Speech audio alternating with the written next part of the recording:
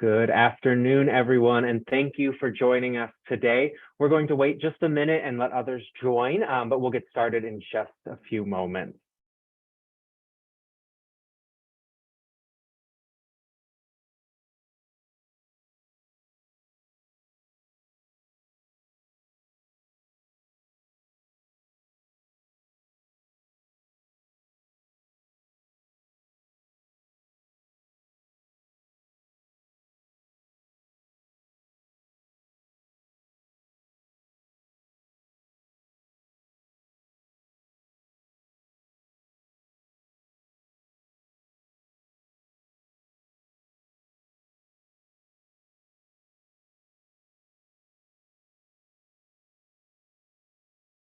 All right, I think we should go ahead and get started.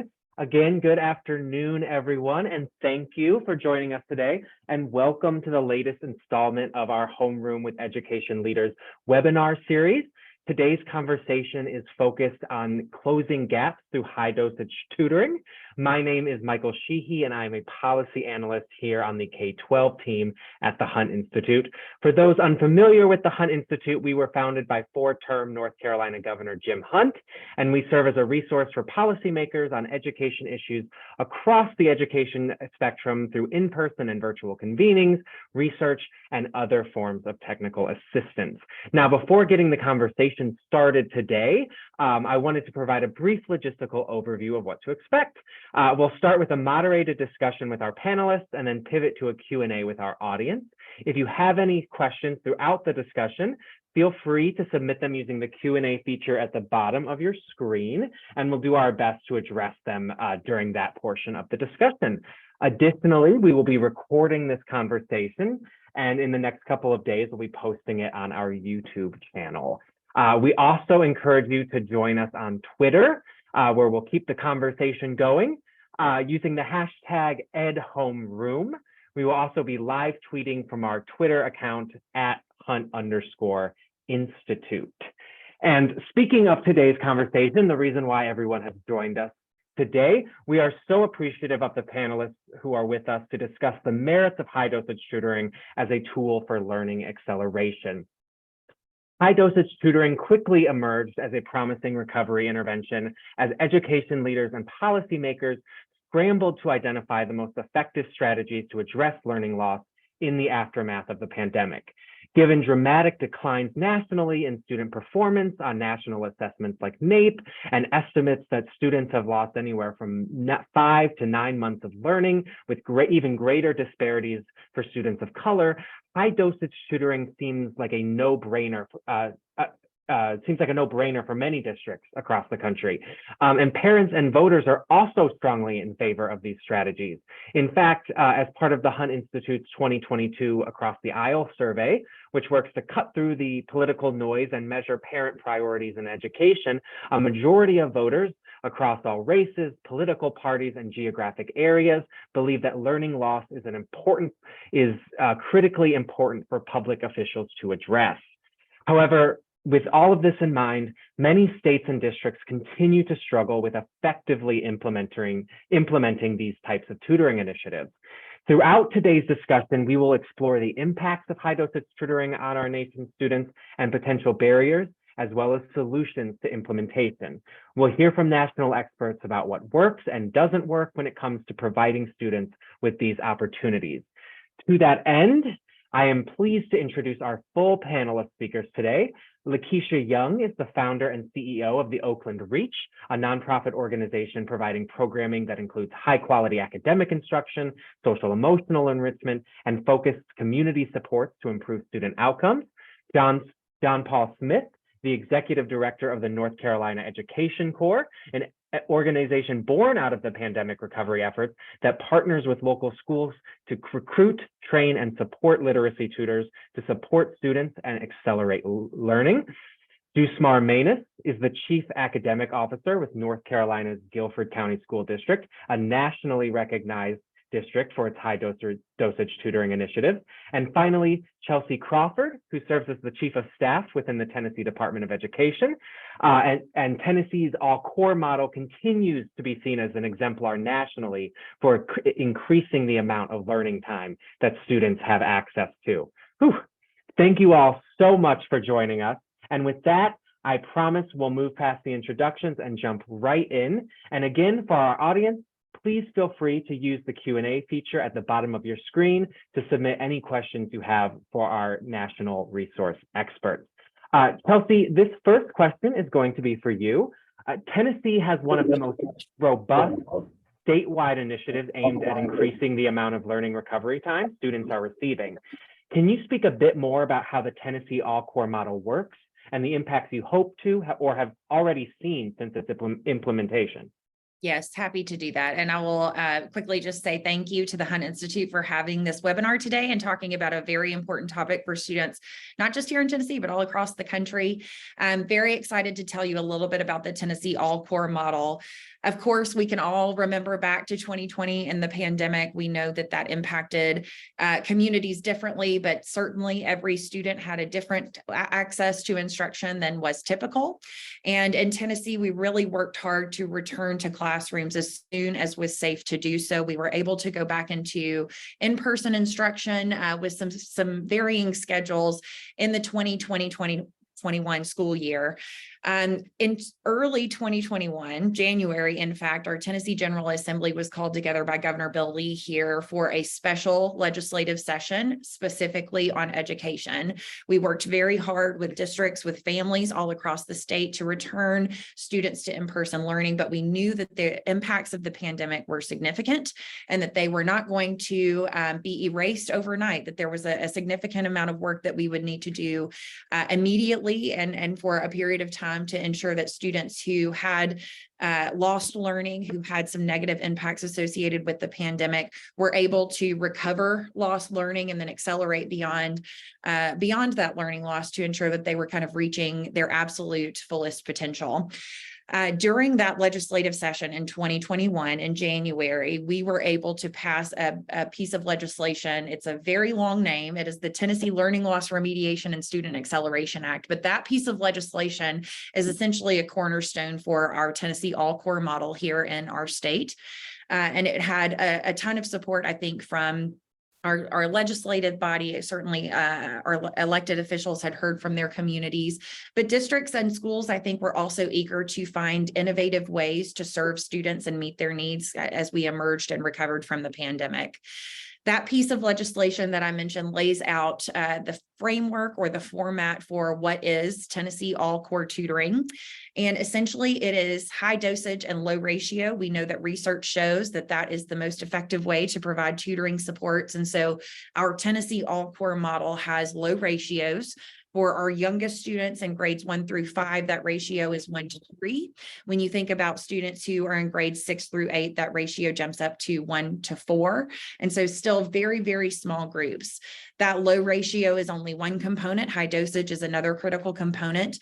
In the high dosage kind of framework, 2 or 3 times per week, students will actually benefit from 30 to 45-minute sessions in tutoring. Those sessions are provided kind of on a semester basis.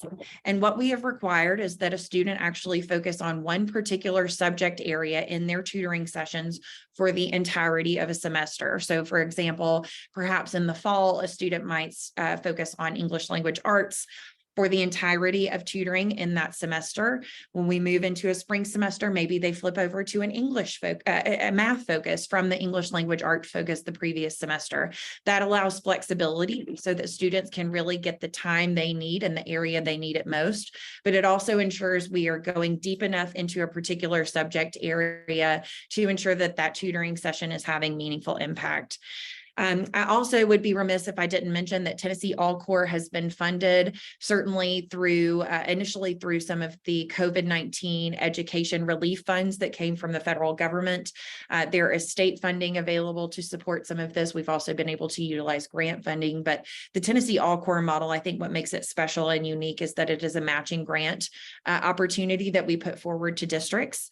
There are 87 of our 147 Tennessee school districts who are formally participating in that matching grant opportunity. We were able to give $700 from the department, while the local community picked up $800 per student in terms of contributions to fund Tennessee All-Core. We've also, from the state perspective, been able to provide free resources to Tennessee All-Core students.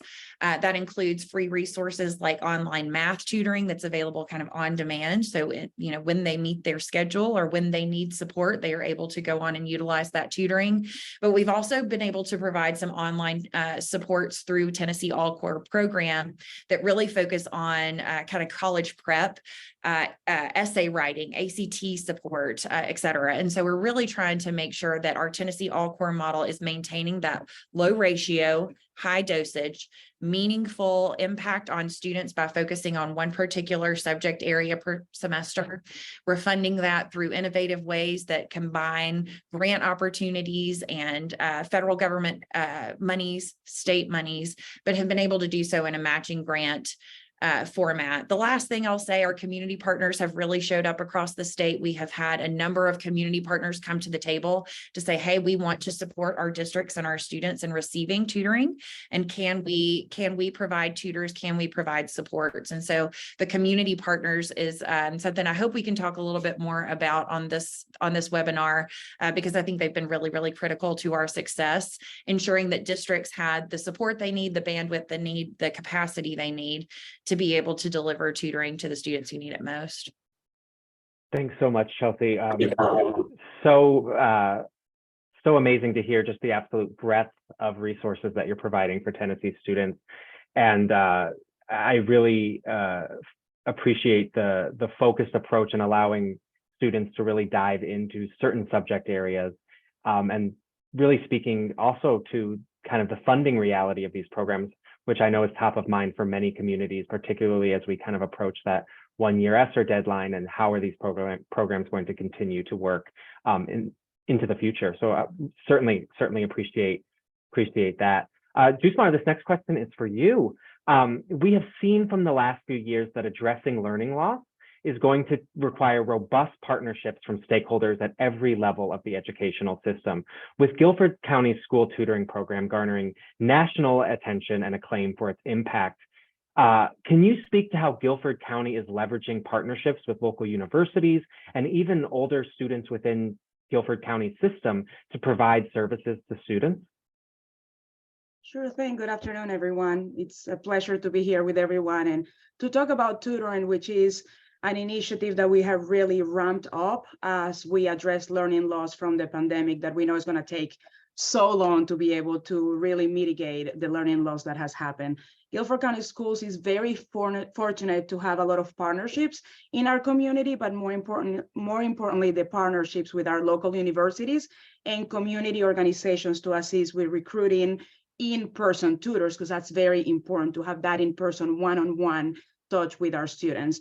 We work closely with University of North Carolina at Greensboro, with North Carolina Agricultural and Technical University, or A&T University, High Point University, and Guilford Technical Community College to post and promote job opportunities across their campuses to recruit tutors on the undergraduate programs.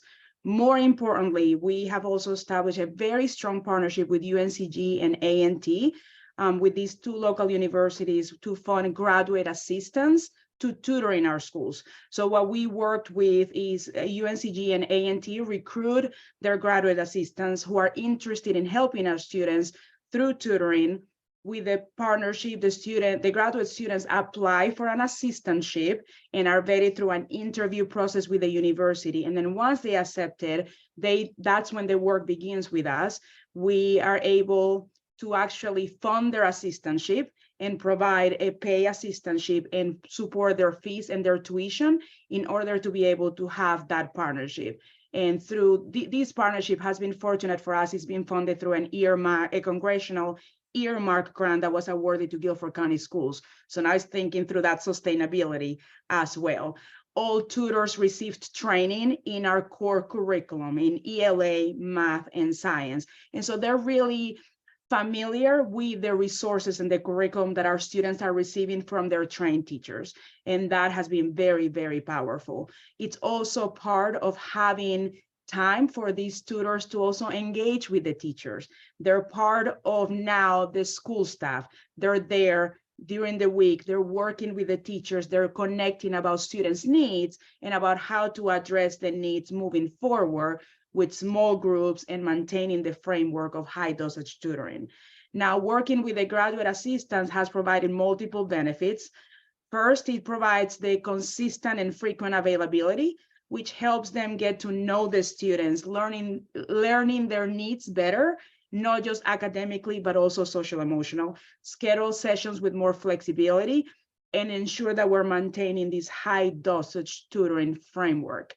There's also another very important aspect of this partnership with the graduate assistants is that they represent the diversity of our student demographics.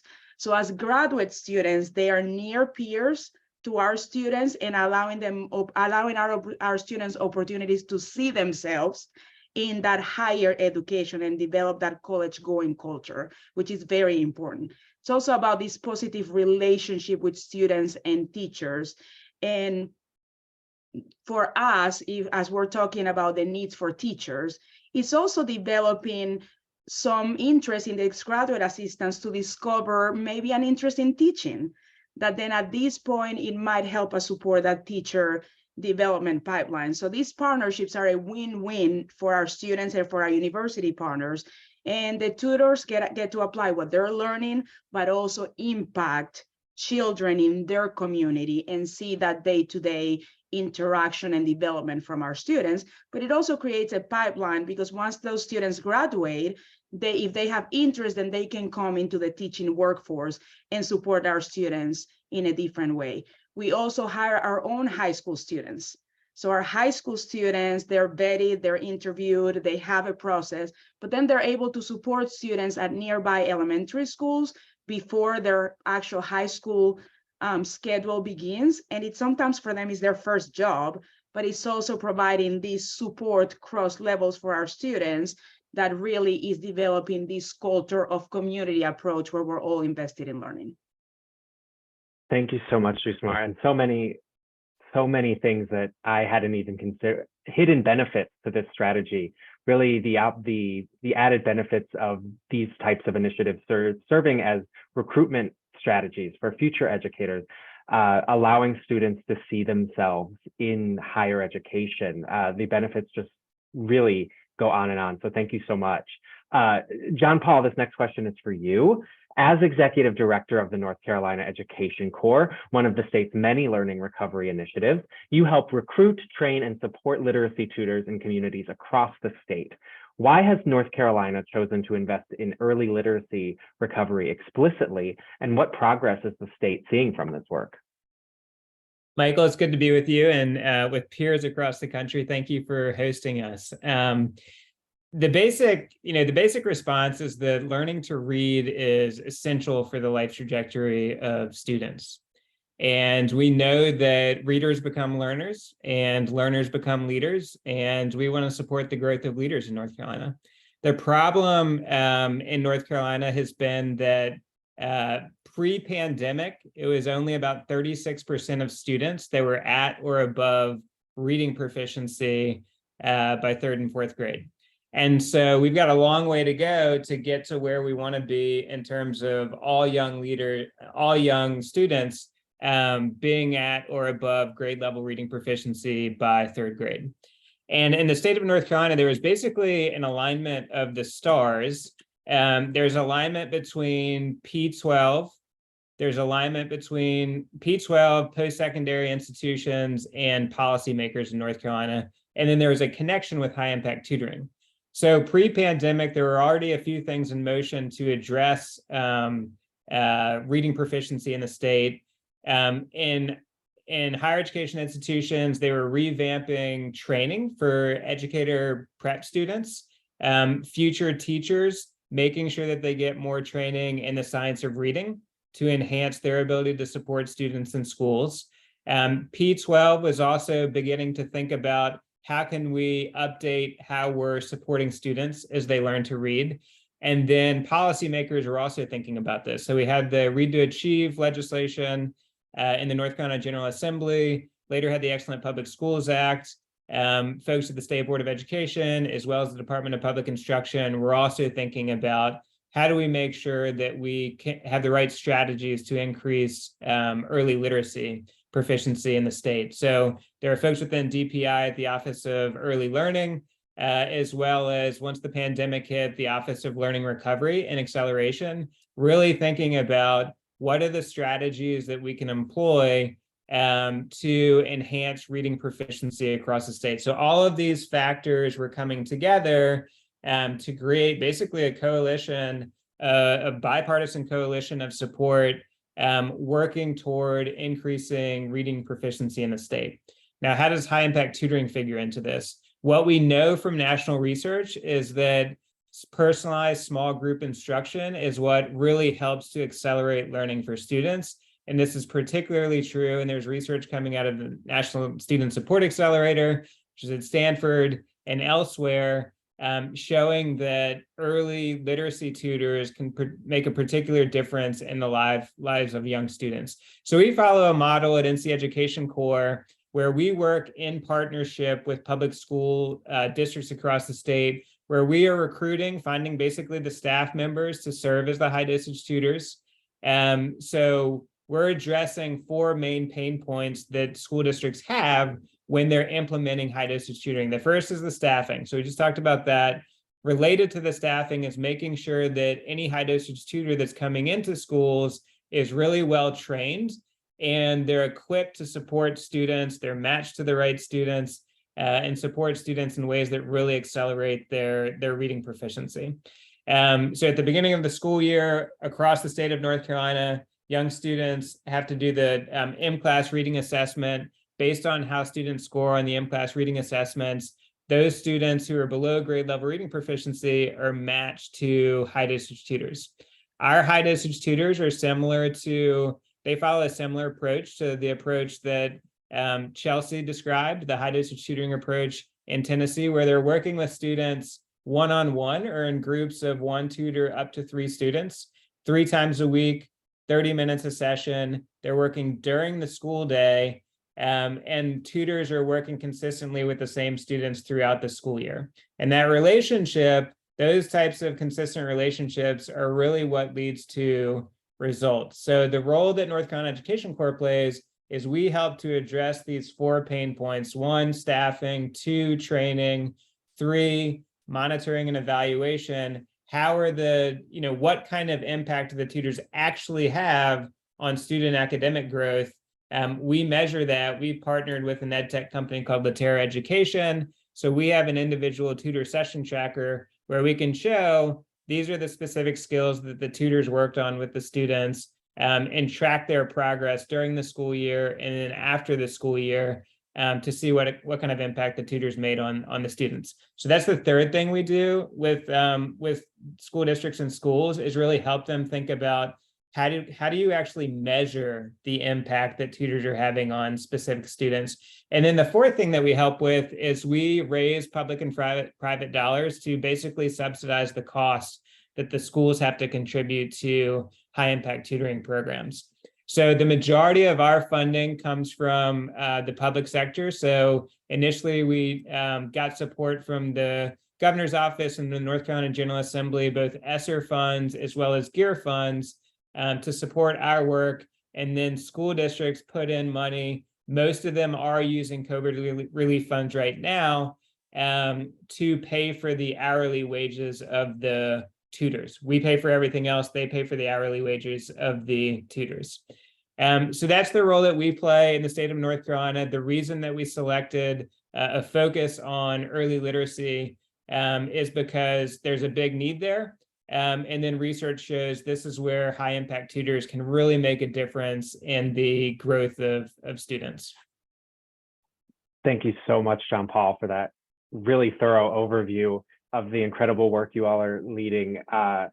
You know, my key takeaways from that, hearing the conversation thus far, the innovative and really unique ways that different states and organizations are approaching the sustainability and funding of these initiatives are really exciting. I think we've heard three different solutions or points of view towards working towards that. Another aspect, I think we've seen from research with Dr. Kane at Dr. Thomas Kane at Harvard University, many districts across the country aren't factoring in evaluation into their tutoring programs. How do we know the effect that this work is having, and how can we use that information to better leverage and improve outcomes moving forward?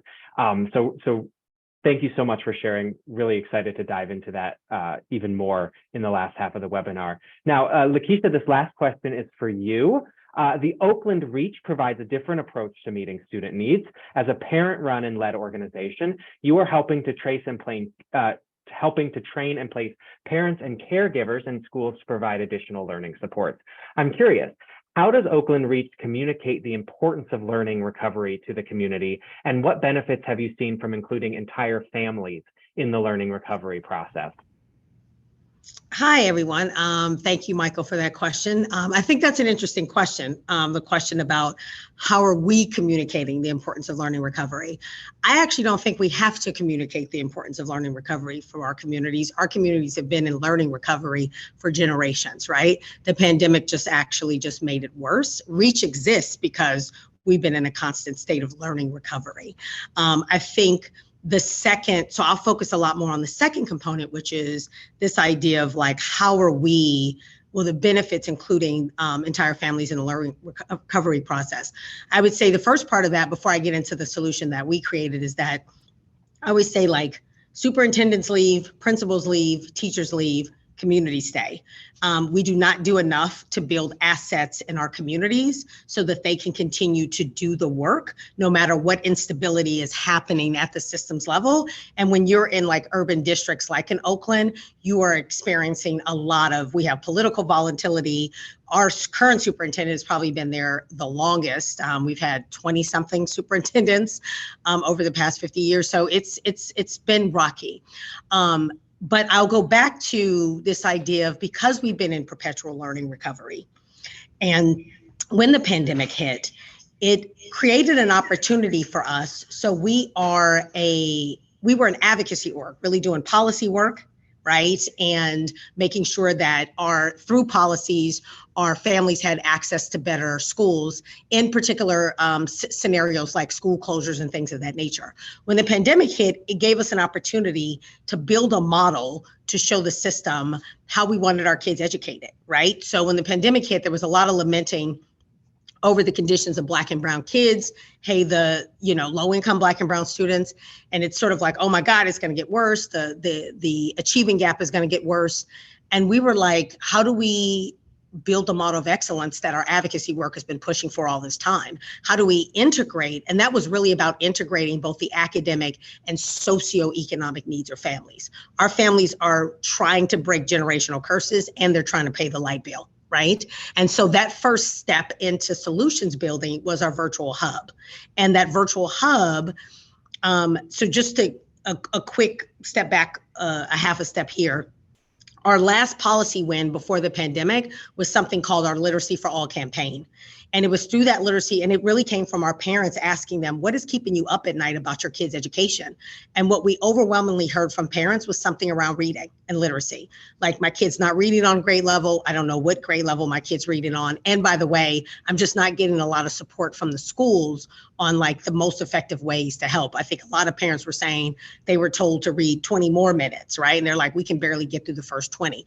So we had done so much with the campaign work, right? And learning about the science of reading, doing a lot of leadership development with our parents with the science of reading, that we were just becoming some bona fide parent experts. So when the pandemic hit and we built the virtual hub, we just built the like world we would want to see our systems adapt that support families. And that was, we built something called the Literacy Liberation Center that was virtual, it was all virtual, and it was K through 2.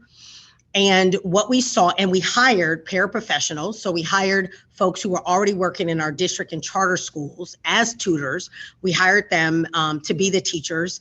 And in the first 5 weeks of the hub, this is in the heart of the pandemic, because we launched the virtual hub in June of 2020. And you can drop in, Michael, the case study around the hub. But in the first 5 weeks, 60% of our K through 2 students went up 2 or more reading levels on the district-wide SIPS assessment, and 30% went up 3 or more. And we were like, oh, damn, we are on to something. And in some ways, we were like shocked and not shocked by the results. We were shocked because we just went out to do something bold and to serve our families and to not have this be a moment of just surviving, but maybe a moment of thriving. I mean, many of our families had just never seen academic gains for their kids. So like, why not try to do that? But then it was like, oh yeah, when you center kids, it's not the kids. When you center kids, you can just imagine how much they respond and how much they flourish.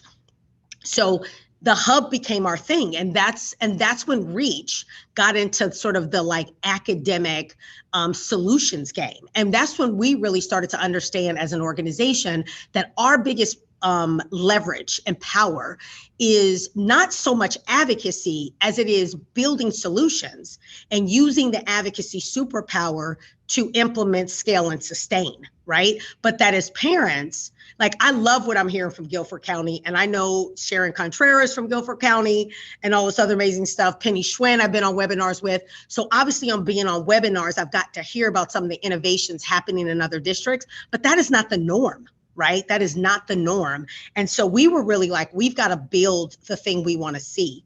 And so once our families decided to go back to school, we had to evolve and adapt. So we were like, we got to keep building solutions. Our kids kept going up, increasing their reading proficiency. But then we ended up evolving our model, and you can kind of see it in the chat that I think Michael dropped in, which is we started to evolve into the Liberator model. Not surprising, because remember, in the hub, we had the Literacy Liberation Center. Literacy and liberation is huge for us, right? You cannot be free if you cannot read. And we just came off a Juneteenth holiday that makes that even more stark, right? So the Liberator model then became about like upskilling parents and caregivers in our community to become paid tutors. So I want to be very specific. I know the question is like additional learning supports, but they actually become the tutors providing high dosage math tutoring. And why did we go in that direction? Well, we went in that direction for a few reasons. One is we saw it work. In the hub, the folks we hired were the paraprofessionals who had been tutors, and they looked like our kids. They were moms and aunties and folks from the community. And then we were like, this teacher shortage conversation that we have had for decades, only exacerbated by the pandemic, it hits our communities the hardest. We're the ones with all the vacancies. We can't sit in that place. We can't sit in that space. We have to give inspiration, hope, and solutions to our community. So we were like, what would it look like to empower more parents and caregivers to step into a role like this, to not just be sitting on the sidelines, like demanding and begging and hoping that the system would shift, but like, here we go. And so that's how the Liberator model evolved. So so like I said, very simply, our Liberator model, which you see the one pager, it upskills parents and caregivers to be paid tutors. We have focused on K through 2, but are expanding to middle school with our district. And we're actually about to launch a math pilot for elementary in the fall. Back in December 2021, 88% of our parents actually said that they wanted high dosage math tutoring. They picked math over literacy. And there's also some research out there that math is actually a longer term predictor of success for Black children than literacy, right? But just if you go straight from the parent demand, parents want math. They know that math is important for their kids' life, and they want that high dosage tutoring. What is also really amazing about the Liberator model is a few things I want to add before I close out. Is it's the way that we build new partnerships with the system and with our leadership. So if you think about a Guilford County, for example, that's on here, or Tennessee, we're really bringing a model and solution. We help recruit and train folks right? So a superintendent's got to figure out like, how are we going to get kids' academic outcomes moving? And a parent is, how are you going to get my kids' academic outcomes moving, right? And if you put the right solution in the middle of that, those two like groups together, or the superintendent and the parents, can really do a lot of stakeholder and change management in the middle, right? So we've put a solution in between this problem. And what we've done even further is, our district had tutors already, right? But what we really noticed is, hey, is there a centralized accountability and support system for these, and coaching for these folks? It does us no good to have 200 tutors turn around 3 to 5 years later and our kids still can't read. And we all know that that's very possible. So what we've also built in, right, is, and this is the advocacy part of our work, is we've built in this sort of like oversight model. So our team of parents actually go into the schools with an assessment rubric and observe the current tutors, and we call them liberators, in the schools. And essentially, we don't provide feedback directly to the tutors, but we are actually compiling all of that to provide feedback to the district on, here are the set of conditions that we see that are working, that are making high dosage tutoring really work well. And these are the conditions that do not. So we are not just playing this role of like recruiting and training, but we're continuously playing a long-term role of accountability. We're pushing on putting the right data systems in place. We noticed that like not every school was accounting for the amount of dosage tutoring that the kids were getting. So we are playing this really unique oversight role as the parents. And I don't know if people can really visualize this on this webinar, but like, imagine a parent, especially a parent who feels like their voice is not heard, that wants the same thing that a privileged parent has, and they're going into the school and they know something is off and they're trying to get it done, and like they still walk away and they feel like, I really haven't moved the needle for my child. And then make them a liberator and watch them go back into that same school and play a role that is much more transformational, not just in the school itself, but in the way that the system operates as a whole. So again, the liberator model is like the gift that keeps on giving. I think the last part I didn't add about the model that people can see is, it's one model that addresses 5 issues that are so key across our districts, that are so key for our kids. And one is like, our kids need high dosage academic tutoring. We've seen the results. So we're not just, Reach didn't get into the high dosage tutoring game because it was a trend. We got into the game because we built something and our families needed. And actually, our families are the ones who don't get access to high dosage tutoring, right? So we actually saw it work. We also see it as a form of economic mobility. We're providing jobs, right, and training for folks. We're providing great benefits. Again, they become district employees. So it's economic mobility. The other thing is sort of like workforce development. They are learning so much. They learn Salesforce, right? They learn G Suite. They are learning so much of the skills that they need to just be better sort of like careers and workers. And they can decide to stay a tutor. They can decide to become a coach or specialist. They can decide to become a teacher. So they have so many options once they're there. And then there's talent pipeline. Again, we have a teacher shortage. We can't sit in that place. We know that these type of folks can actually get our kids reading and doing math. We want more of those folks. And then the final part is SEL. We talk a lot about social emotional learning. I will tell you this, there is nothing like having someone that looks like you, comes from where you come from, and has the similar struggles that you have, to talk about some social emotional learning, right? Our liberators just become such powerful, powerful influencers in our schools because they are connected to the kids in a way that it's just unparalleled. So that's a little bit about the liberator model. And, as I'll be able to talk more about it as we continue. Yeah. Wow, Lakeisha, thank you so much.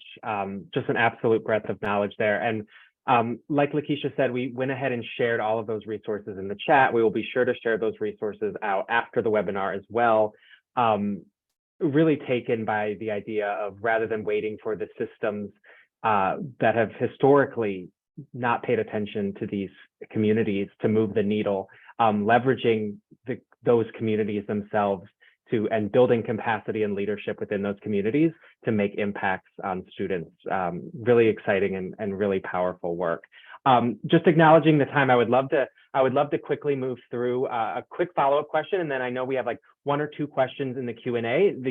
These webinars always absolutely fly by, so I appreciate everyone being with us today. The next question is for all 4 panelists, and I would love to quickly hear your thoughts. Our audience today is made up of diverse stakeholders ranging from policymakers, elected officials, classroom educators, parents.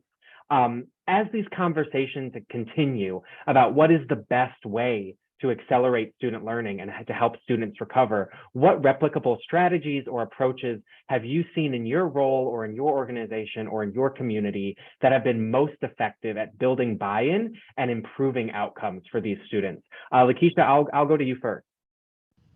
Yeah, I can answer this really quickly because that's what I just ended on, which is we hadn't seen replicable strategies. And so we built our own, which first was the hub during the pandemic. Now it's the Liberator model. So that's pretty much what I'll say. The last thing I'll add is 2 things. One is, I think that by building, and this is, I don't know all who's on this webinar, but I do think that being a parent group that built a solution has afforded us the opportunity to be at tables where I have been able to be exposed to other districts and other places where innovative work is happening and where we could sort of think about like, well, how do we build our model and push from even policy perspective on how things happen in the state of California. And then the last thing I'll add is that because we've been doing this work and for over the past 3 years, we have had so much demand, right, around this type of model of upskilling parents and this Liberator model. So we are now sort of launching our first inaugural Reachway Institute for districts and CBOs and funders across the country who want to really come and learn about like our transformational formula for parent power. So like I said, we hadn't seen the thing, so we created the thing, and now we're sort of creating an opportunity to expose more folks. And so if anybody's interested, I can sort of drop that in the chat as well. Thank you so much, Lakeisha. Jusmar, your thoughts? Thank you, Michael. I think, of course, we will continue to push for high-dosage tutoring. It's really showing results for our students. It's showing not just the support academically, but social emotional. We also have expanded to our virtual tutoring options for after school. There are students that still have needs after hours. And so they're actually supported by our own teachers that are contracted, that parents are able to go on the platform. They have to wait 24 hours to make their appointment, but then teachers are able to pick up that session, see what are the needs, and have that one-on-one time with our students based on where they are and what they need at that time. In addition to the tutoring, and we know that tutoring is helping, and it's helping work, all educators nationwide are trying to figure out ways to really support learning recovery in different ways. There's one strategy that we have been implementing that has been very successful and positively impacting our students, and that is our learning hubs. For the 2nd year in a row, we've set up what we call learning hubs in our 15 comprehensive high schools, and they provide high-dosage tutoring, credit and grade recovery programs, dual credit courses, mental health services, and more of a whole approach in all-in-one setting in our high schools. Students that are at risk of not graduating are asked to attend those learning hubs, but they're open to all students. So our high school student that really has a need is able to say, I need to come to the learning hub today. They are being able to receive this mental health support as well, but also they receive food. Think about a high school schedule after hours can be very lengthy. They're able to be there, focus on learning, and still receive a full meal before they're able to go home. That for many of our students who are in poverty, that's what they're thinking about, is how am I going to take care of myself as well? And school leaders have the flexibility to really think of how they design and operate the learning hubs to best meet the needs of their students and the community they're in. So some do it after school, some have developed weekend offerings to make sure that they're meeting the needs of the students and the community. I would say this, I think it's important to understand that these strategies are showing positive outcomes and have been funded through federal relief dollars. And we must consider how these strategies are embedded into the fabric of public education and how we do school each and every day. It should become just part of that. And so thinking about sustainability is really critical at this time. Thank you so much, Jusmar. Chelsea. Sure. And I will say I appreciate the framing of the question when we talk about the diversity of folks who are listening or will be listening to this webinar. I think when Tennessee was really thinking through our all-core model, one of the things we wanted to be cognizant of is that everyone has a role to play. And so I will use this opportunity to kind of plug what I mentioned before, which is the importance of community partners. And I will include legislators and policymakers in that category. Certainly, we had support from our elected officials to be able to put some of these requirements into legislation to fund sustainably some of these types of supports. But we also had community partners, nonprofit organizations, community leading organizations come to the table to say, sign me up. We want to help our districts and our schools and our teachers reach children and reach students with this really important support. I mentioned, that we had some matching grant opportunities to districts. We created community partner grants. Last year, 5 of those community partner grants served 20,000 students in Tennessee. So when we think about kind of the long-term sustainability, as we continue to accelerate student learning, there are going to be needs that differ across communities. Community partners like our parents, like our teachers, like our community leaders are the folks who know the needs of their students the best. And so we are really excited that the federal funding kind of afforded us an opportunity not only to put these supports in place, but to do so in a very collaborative way with all different types of organizations, all different types of adults who can come in and support students. So I would really recommend that community partnership model as something for other states to take a look at. Fabulous. Thank you so much, Chelsea. And last but not least, John Paul. Thank you, Michael. Much of what I'll say basically echoes what the other panelists have shared, but I think about 3 different categories that are really important for not only implementing high-dosage tutoring, but also scaling and then sustaining high-dosage tutoring. And those 3 categories are people. Second one is progress monitoring and program evaluation. And then the third category would be purse strings.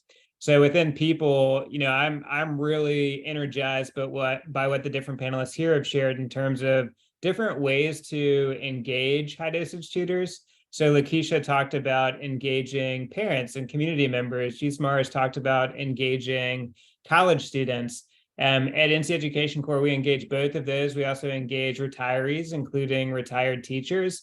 And if there's any hope for getting the number of high-dosage tutors out there that are actually needed, it's thinking through creative strategies to engage entire communities to extend the reach of teachers and support students. So people is really important. I think, among people, principals and engaging principals in these conversations is really important. Principals are going to be linchpins. It's important to talk with chief academic officers and superintendents in different districts. But at the end of the day, the work, at least for us, is happening during the school day in school buildings. And it's the principal that's really the linchpin in making sure that that's successful. So principal engagement is critical. And then when it comes to progress monitoring and program evaluation, I think data is going to be essential for long-term sustainability of funding high-impact tutoring. And what funders want to see is what kind of impact are you actually having on student academic growth. So having really good systems for progress monitoring. As I said earlier, we partner with Latera Education on the tutor session log. We also have a program evaluation going on with Duke University and NC State that's going to be critical to us for attracting funding over the long run. So that's really important. And I also think that, at the end of the day, it's nice to have national research, but a principal wants to know, how is this affecting students in my building? And so it's going to be important for chief academic officers and principals to be able to show that in real tactical ways. So that's the second category that I'd be thinking about, is progress monitoring and program evaluation. And then the third thing is purse strings. So there's a couple questions about, how are different districts funding this work or different states funding this work? Most people have been using COVID relief dollars for the past couple of years. Those are going to expire in September 2024. So we've got to be thinking about, how do we diversify the funding streams for high impact tutoring? We know that there have been programs out there like Saga Education and others that have pulled down on AmeriCorps funding, that have pulled down on work study funding, that have pulled down on Title I funds and other title funds. even pre-pandemic, those we need to bridge back into those funding streams. And then we also really need to pay attention to what is the cost per student served, and think about ways to get the cost per student served to a reasonable level, so that this high impact tutoring is a cost-effective option for accelerating student outcomes compared to other options. So in Tennessee, they mentioned that it's basically about $1,500 per student served right now. We want to get it to between $1,000 to $1,500 per student served, as close to $1,000 per student served over the next few years, to really be able to see scalability and sustainability over time. Thank you so much, John Paul, and thank you to all of our panelists for those incredible insights and strategies. I think very replicable across the country. I know we have only a 5 or 6 minutes left, so I would love to just kind of pose one final question to the group. We'll certainly allow whoever feels so inspired to take this question first. And we've touched on this a bit. I know, Lakeisha, you spoke about this a bit, but would love to hear from either you again or other folks on the call. The impacts of the pandemic were, of course, felt by all students, but certain student populations, students of color, English language learners, students with learning disabilities, they experience even greater disruptions to their learning. As we think about these types of programs, how can we make sure we are implementing policies that prioritize the needs of these specific student populations? And how can we ensure that these programs are accessible to these types of student populations? I mean, we've heard time and time again, Jusmar, you talked about this as well. For many students, there are concerns about having their basic needs met. How are they getting to and from tutoring services? Questions like that. So I would certainly love to hear if anyone has any additional thoughts just to kind of close out the last few minutes of the webinar today. I mean, I would just say that we built our model from that place, right? So I think being close to the folks with the greatest need, and that's English language learners, students with disability, like all of that is sort of how we approach building out like our model, right? Because we're really listening to the barriers. So when we built the virtual hub, and so I'm just trying to think through some of the ways in which you will see this now and over time sort of play out. I would say with the Liberator model, a huge part of one thing that I shared was how we're kind of going back into the schools and we're doing site visits and doing assessments.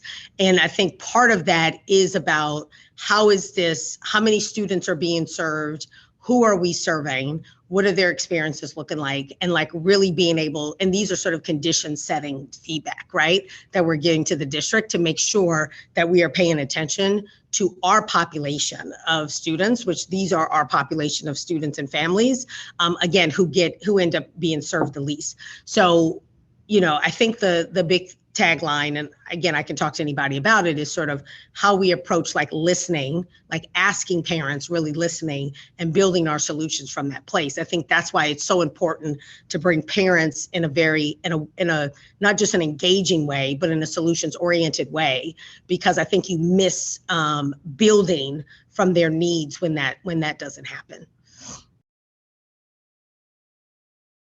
Thank you so much, Lakeisha. Oh, Jusmar, I see you just came off of mute. Yes, so I was definitely agree. I think it's thinking of this community approach. Is our superintendent, Dr. Whitney Oakley, says it all over again. In everywhere she goes, public education belongs to all. And so it's a community effort. It's about all of us working together to really understand that our students are going to be the future workforce. And so how do we really rally together to meet the needs, to provide the supports for our students and families, so that then we can, when we talk about improving outcomes for all students, we really mean for all students, and we're really creating meaningful pathways to provide the supports. As a school district, we of course strive to provide our students with innovative opportunities and world-class education, but to do that, we also need to understand the staff shortages that we're facing. And so really we need to think strategically about how we attract and retain talented individuals and employees, not only to teach, but to provide support in our buildings. These are really difficult times for public education. And we have to really be realistic about that and how we rally as a community, as a state, as a city, as a country to really provide the supports. We already talked about the pandemic exposing those challenges, and we've been very intentional. I think the four of us have talked about the intentionality on how to provide the support for our students, but we must continue to tell our story and the impacts that we're seeing, the growth we're seeing in our students, because we're seeing the progress, but the work is not done. So we need our policymaker, we need our legislators, we need our funders to really think about how they continue to support. We're really galvanizing communities and parents and community members and retirees and colleges. How do we now put that into also our policymakers and our legislators so that they also take ownership and provide the supports for us to continue to do the work for our students? Yeah, I will jump in and say yes, and I think I agree with both of these ladies and what they have called out. From a state agency perspective, I think one of the tricks is we want to make sure that this is meaningful and that we are putting requirements in place that ensure that that can happen. And what we always hear and what we always say is education is not one size fits all. Every student is unique and different. Every community is unique and different too. And so I think from a state perspective, when we're really thinking these types of programs through, it's important for us to provide flexibility, that any barrier that we can break down, we are able to do so. I think, when it comes to Tennessee All-Core and providing tutoring services to any student who might need it, we have differences across our communities simply in terms of geography in some cases. I mean, you can think about kind of the tip corner of Tennessee where we get into Appalachia. It looks very different than our very rural, more sparse area of the state, which is West Tennessee and kind of an agricultural hub. And so when we think about the different populations of people that live across Tennessee, the challenges that they face in their unique communities, we have really tried to provide flexibilities and bring it in a community type approach. Just as Jusmar was saying, we have lots of different community partners, different folks who have come out of retirement, for example, to be a tutor. And I think we are really going to try to prioritize those types of partnerships and those types of flexibilities as we move into further implementation of Tennessee All-Core and more programs and supports like this one. Amazing. Well, I think we are running up against time. I want to thank all of our panelists for joining us today. Thank you, Jusmar. Thank you, Lakeisha. Thank you, Chelsea. And of course, thank you, John Paul here in North Carolina. Oh, and Jusmar is also in North Carolina. Thank you for joining us today. Cannot forget our friends in Guilford County for joining us for this important discussion. Again, the Institute deeply appreciates you taking the time out of your busy schedules to join us. Before closing today's discussion, I want to turn everyone's attention to our upcoming K-12 webinars. Our next two conversations are special webinars in partnership with DigiLearn and the U.S. Department of Education next week on the 28th and 29th, respectively. These will be very exciting conversations about micro-credential quality assurance standards and leveraging the federal budget to support student learning. We will also provide those registration links in the chat. We also encourage you to join us for our other upcoming K-12 webinars in the coming weeks and months. Listed on your screen. You can register for these discussions by going to our website, which we will also post in the chat. And with that, thank you all for joining us today, and we hope to see you again soon. Thank you all so much.